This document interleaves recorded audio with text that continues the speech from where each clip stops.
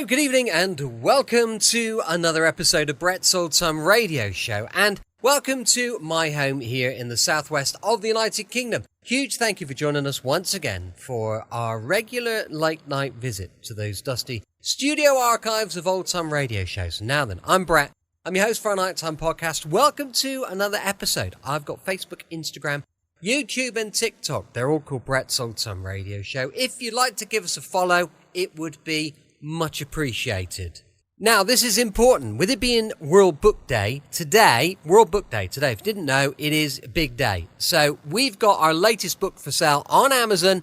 It's called Danger in the Spanish Sun. Or you can search me, Brett Orchard. Just look it up. You'll find it there. You need to check it out. It's World Book Day. So a good day, probably, to buy my book. Also, we've got a sister podcast called Sunday Night Mystery, which explores unsolved mysteries and murders. It's a book to accompany that as well. On Amazon, called Sunday Night Mystery. Volume 2 is the one I've just brought out, and I hope you like it.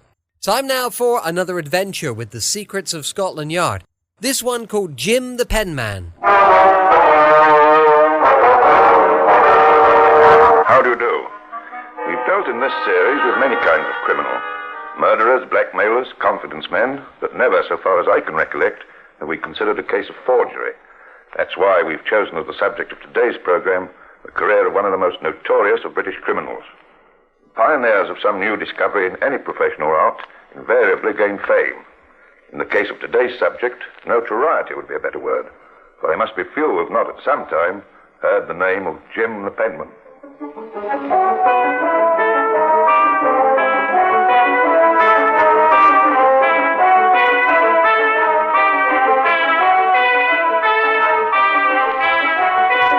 The story takes place almost 100 years ago. Scotland Yard, as we know it today, did not exist, but the predecessors of those scientific and relentless crime fighters that we know today fought in their own way, with their own weapons, the war against Jim the Penman. Here was one of the most cunning and elusive of all criminals. When his true identity was revealed, he was one of the greatest sensations of the age. Hi, Charlie. How'd you get on last night? Oh, not so good. Cracked the crib, opened up the safe, and there wasn't more than £10 in gold. £10 for 3 months' work. Well, didn't you get anything else? There's some blank cheques on Barclays Bank and a few old cancelled cheques. Well, what can I do with that? Listen, Charlie. Have you ever heard of Jim the Penman? Of course I have. But how's it going to help me? Well, you just leave it to me. So he's got 2 cheques and these cancelled ones. Here, I borrowed them. Take a look. Yes, we might do something. All these are on the account of Mr. Charles Eaton of Brick Lane, Spitalfields. Who is Mr. Eaton? Well, he's an ironmonger. Got a nice little business, I should say. Plenty of money in the bank, eh? Yes, but how much money? I think we'll go and take a look at Mr. Eaton's premises. Come along, my friend. I always believe in making sure.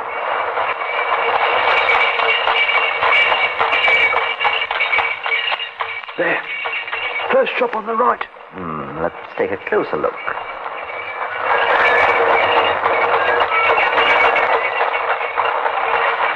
And that gives you some idea of the care with which Jim the Penman would handle every little job he undertook. But that was only the beginning in this particular case.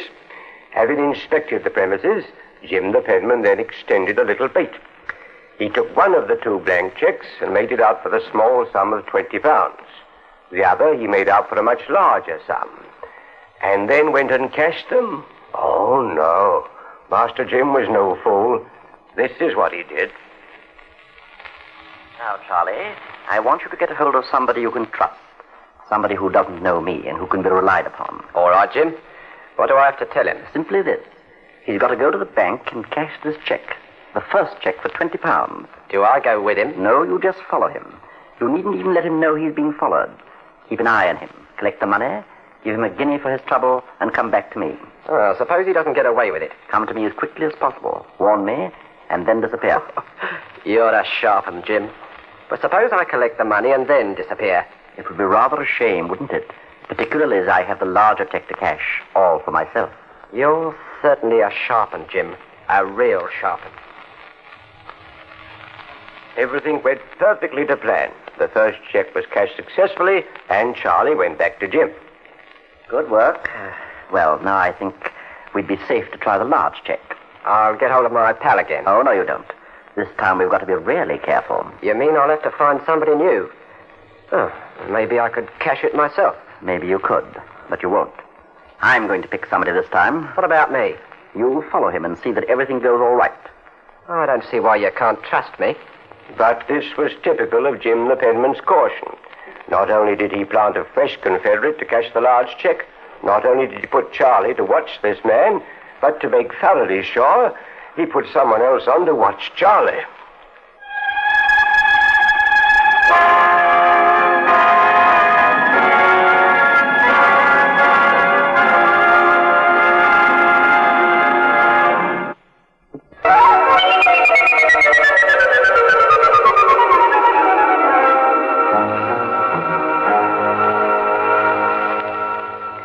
Thus, Jim the Penman plied his trade. How would you imagine he was finally caught? Careless forgery? Oh, no. As so often happens in crime, the ultimate step which cost him his freedom had nothing whatever to do with his actual forging. It was all due to a faulty memory. Let me show you what happened. The scene is the office of Barclays Bank in Yarmouth. A well-dressed, middle-aged man has entered the bank and is talking to one of the clerks. Good morning. Good morning, sir. I've come to collect some money which has been remitted here. Oh, yes, sir. What is the name? Ralph. James Ralph. It's a draft for £250. It was lodged with your Lombard Street branch, and it was arranged that it could be withdrawn here. Very good, sir. I'll just make inquiries. Would you wait a moment? Surely. I shan't be long. I'll just look through the files. Perhaps you'll take a seat, sir. Well, sir, it's quite true that a sum of £250 has been transferred to the bank, and we are instructed to pay it out. That's right. It was lodged by Mr. Whitney in London. Yes, that's true. And he's given instructions that we have to pay it to him. Well, that's all right. But you don't understand, sir. Of course I understand. I paid the money in myself. But you are Mr. Rapp. Oh, well, there's been some mistake. I'll get in touch with London. I'll come in to see you later. Very good. Mr. Ralph? The clerk at Barclays Bank thought it over, and feeling there was something suspicious, spoke to the manager. The manager made inquiries and found that in Yarmouth and its vicinity there had been several cases of the passing of forged checks. The police were informed, and Mr. Ralph, alias Mr. Whitney, whose real name was actually Hardwick, was arrested.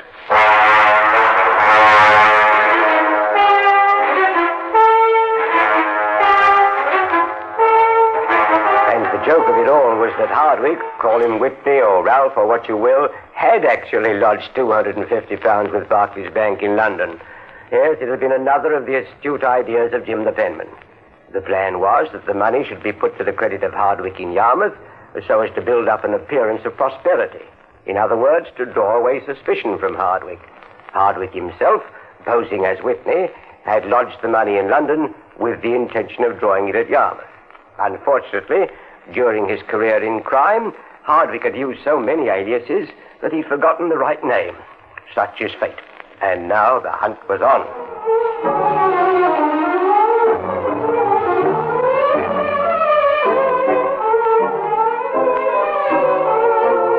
In the lodgings of Hardwick at Yarmouth, the police came across a letter. It was in a strange handwriting and read as follows. My dear friend, I did not write on Saturday because I expected today to have been able to have rectified your unfortunate mistake. Mr. Roberts attended again this morning at Barclays to have their determination under the circumstances. It is this, that Mr. Whitney must attend himself at Barclays and explain the matter, and sign a fresh note with his name, the same as he signed the paying note. They will then send the fresh note as instructions to pay James Wells. Pray do not move further in other matters until this is arranged. I beg of you not to do so. I can see through a brick wall sometimes. I see through one now. Be guided by me, for I am generally secure by caution. You must come up directly to London. Make no other move. Your faithful friend, J. Signed with the letter J. J for Jim.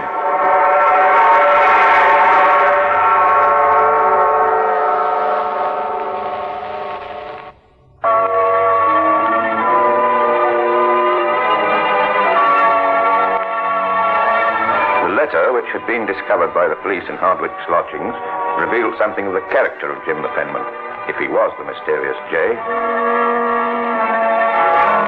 No, I'm pretty sure it is Jim the Penman. It's an educated letter. The letter of a man who's learned to be careful and is clever enough to take precautions. The sort of precautions which we know the penman is in the habit of taking. And the thing is that probably Jim the penman lives a perfectly ordinary life. Prosperous, well-to-do, with nobody suspecting his real identity. Wonder what he's doing now. Jim, what's the matter? Nothing. But you look worried. Is it one of your cases? In a way. I think it's a sad profession being a lawyer. You not only have your own worries, but all the worries of your clients as well. Which one is it this time, Jim? Oh, it's a friend of mine. He's down at Yarmouth. What's the matter with him? That's just the trouble. I don't know. I wrote him last week, and I've not heard from him. Perhaps he's ill. He could have sent word. I know. Well, why don't you go down to Yarmouth, Jim? The fresh air would do you good, and you could see your friend and find out what's the matter. That's quite a good idea.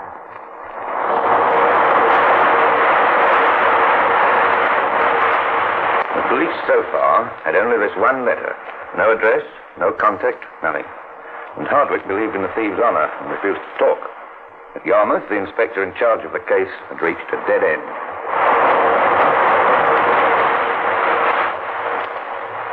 Let's look at the case from a different angle. We can't find Jim the penman and we're worried about it. But surely he must be worried too. No word from Hardwick, no news. What would he do? He'd be cautious, of course. He'd try and make contact with somebody who knew Hardwick. Who does know Hardwick in Yarmouth, I mean? Oh, I don't rightly know that anyone knows him, sir. Just a stranger.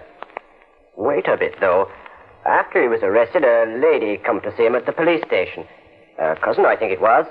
Some relative, anyway. Where does she live? Oh, I don't know, but she come again and brought some food. Maybe she'll come again to see him tomorrow. Well, if she does, I'd like a word with her. And sure enough, the lady came on the morrow. The inspector had her brought into his room. Don't get worried. I'm not going to eat you. I hope you're not, sir. I've done nothing wrong. I hadn't seen my poor cousin for 10 years until he came to Yarmouth last week. And why do you think he came to see you then? Oh, sure, I don't know. Not a cousin's love, I'll warrant that. Maybe he wanted to use me for something. That's what I was thinking. But I'll not give evidence against him. He's my cousin, after all. Yes, of course. Have you any other relatives? Yes, several more, but no more on my cousin's side. Did your cousin have many friends? I don't think so. He has one, though. He hasn't been to see him. Not in person, I mean. No, he came to collect his things. Came all the way from London. Did he now? He just came to pick up any letters and personal belongings. You see, my cousin had arranged to receive his letters through me. It was just a convenience. And this friend of his, has he gone back to London? Yes, I think so. I don't know his address or anything. Well, perhaps you could describe him to me. An educated man he was. No side about him, though. Real nice. He said, "Call me Jim."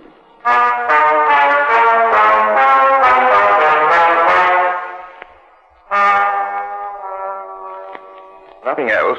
This was confirmation that Jay was Jim the penman. But, with his usual caution, the penman had left no trail.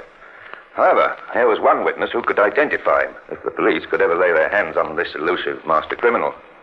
Meantime, the case against Hardwick was brought to judgment.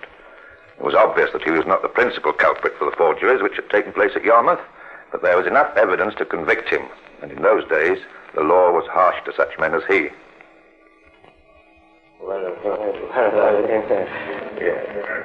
I am called upon to pass sentence upon you, and for the reasons that I have assigned, it is impossible for me to stop short of the utmost limit to which the law permits the punishments to proceed. I therefore pass sentence upon you of transportation for life.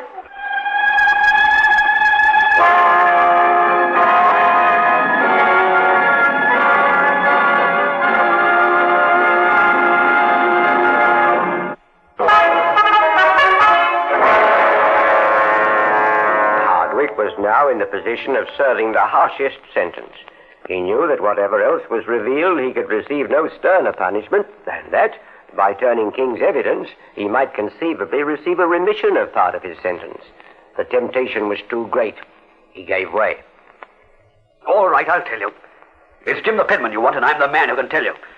The laugh is that all you policemen, you lawyers, and all the rest of you never knew that the reason that Jim is so clever is that he is a man of the law himself. What do you mean? Jim the penman. He's a barrister. Well, I'm telling you the truth, and there are few men who know it. His real name is Sayward. I found it out. Never mind how. You can be sure he never told me. You prepared to make a sworn statement? If it'll do any good, I'm prepared to do anything.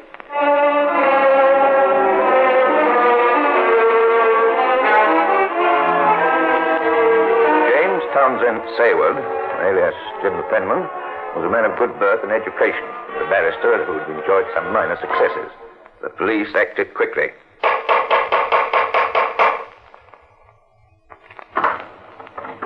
What do you want? I have here a warrant for the arrest of James Townsend Sayward. He's not here. A warrant? What's he done? Never mind that now. Where is he and who are you? I'm his wife. Where he is, the Lord only knows. He went away a week ago, and I've not seen him since. He's never done this before. Where can he be? That's what we'd like to know, ma'am. Penman had disappeared with a cunning that was characteristic of him. Somewhere among the teeming multitudes of London, he'd lost his identity and had gone into hiding. But this time the Penman was not so fortunate. Thieves, like rats, are the first to desert a sinking ship. And soon the news went round that Jim the Penman no longer had the charmed touch. Hello? Didn't think I'd see you here. What do you mean? Who are you? Come on, Jim. My name's not Jim. Bill Hopkins. That's my name. Bill or Jim, I know your fate. Quiet, man. Come over here into the corner.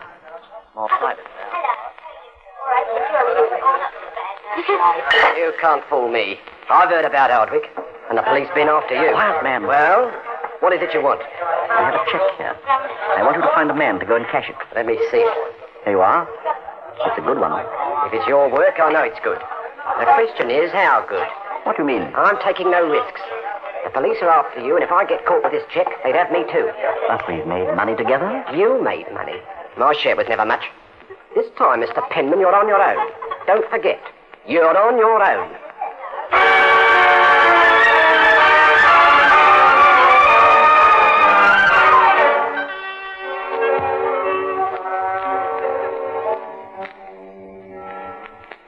That's right, sir.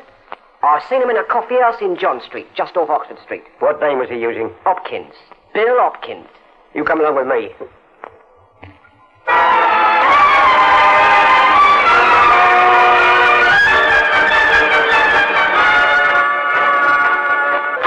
Hello. What's your pleasure, sir? Have you seen a friend of mine, Bill Hopkins, recently? No, sir. Don't know him. Well, if you see him, just tell him I'm looking for him, will you? What name shall I give? Oh, no name. Just tell him a friend is looking for him.